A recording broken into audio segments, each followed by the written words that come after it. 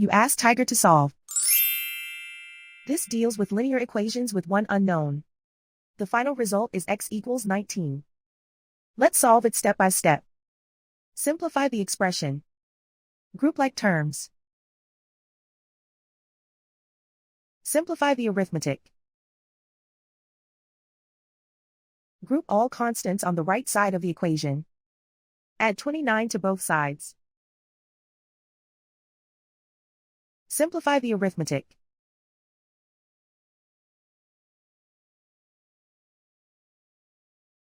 Isolate the x. Divide both sides by 11.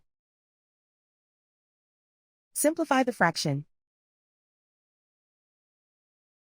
Find the greatest common factor of the numerator and denominator.